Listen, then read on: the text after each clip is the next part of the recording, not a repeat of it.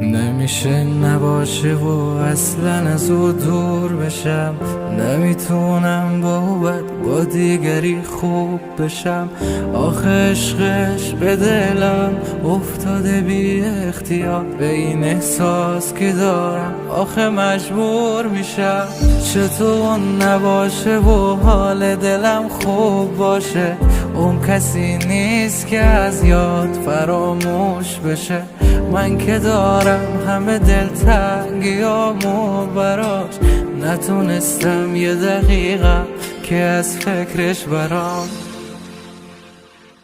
به سر خاطر دارم از عشقش، نمیشه نمیتونم فراموش کنمش. یه جوری به دلم زده درد دوریش که حتی نمیتونم به یکی نگمش. به سر خاطر دارم از عشقش، نمیشه نمیتونم فراموش کنمش. یه جوری به دلم زده درد دوریش که حتی نمیتونم به یکی نگمش.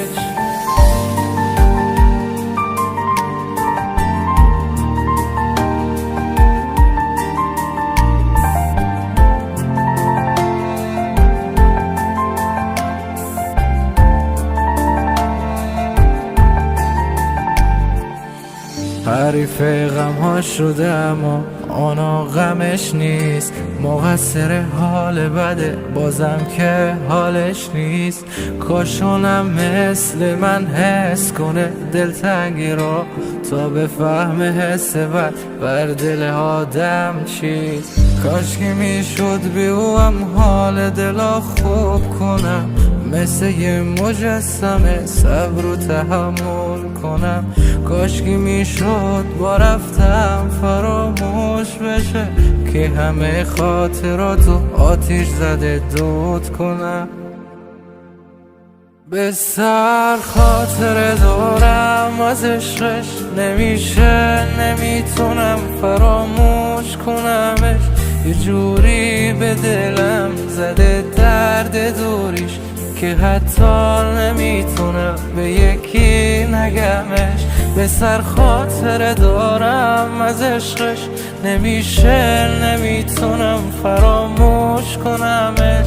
یه جوری به دلم زده درد دوریش که حتی نمیتونم به یکی نگمش.